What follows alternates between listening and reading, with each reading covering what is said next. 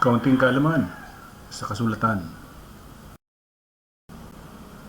Magandang araw po sa bawat isa. Ang paksa po nating inianda sa araw na ito ay hinggil po doon sa pagtutuli o yung circumcision na tinatawag. Marami ang nagtuturo na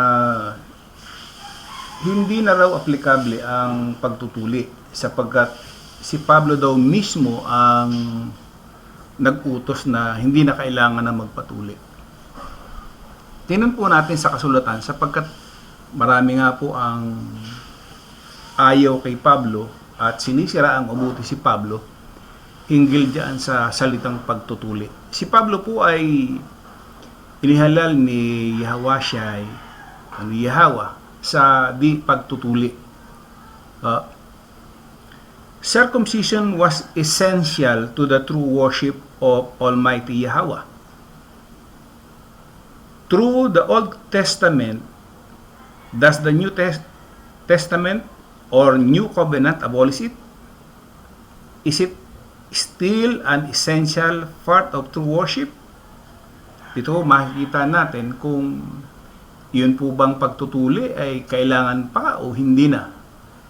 Dito po sa Genesis 17, ito po.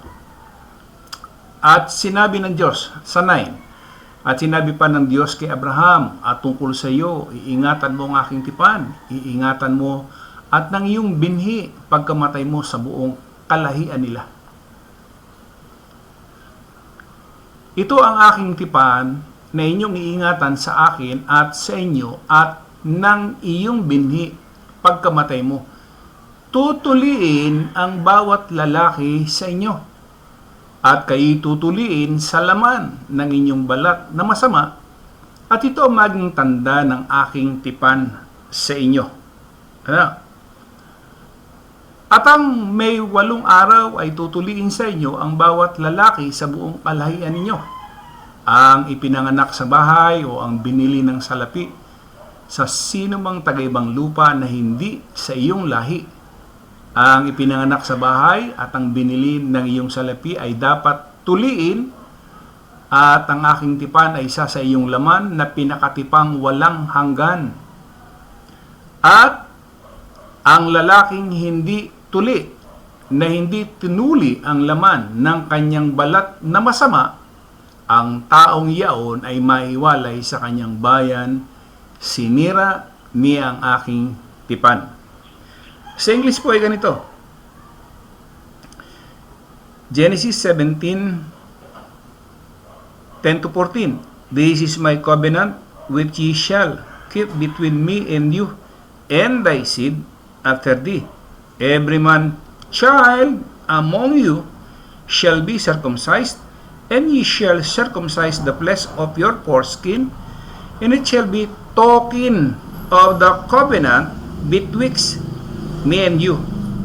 And he that is 8 days old shall be circumcised among you, every man child in your generation, he that is born in the house or bought with money of any stranger which is not of thy seed, he that is born in thy house, and he that is bought with thy money must needs be circumcised, and my covenant shall be in your flesh for an everlasting covenant. And the uncircumcised man-child, whose flesh of his foreskin is not circumcised, that soul shall be cut off from his people.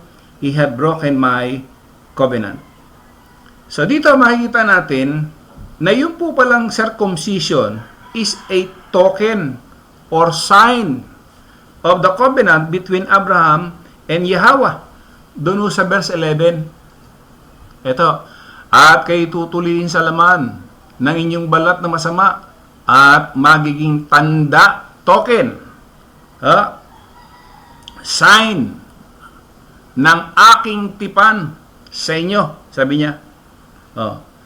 So, the Apostle Paul said this sign of circumcision is actually a seal of the righteousness of faith, even while he was yet uncircumcised.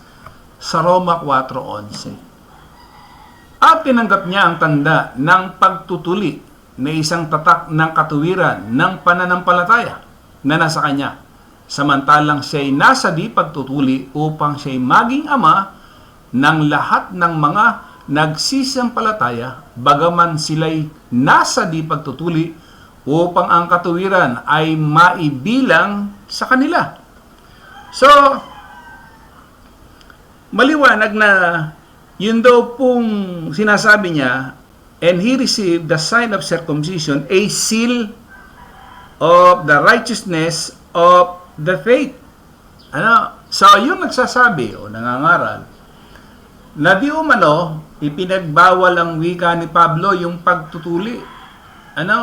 Para lamang palabasin na si Pablo ay hindi sumusunod sa kalooban ni YAHWAH.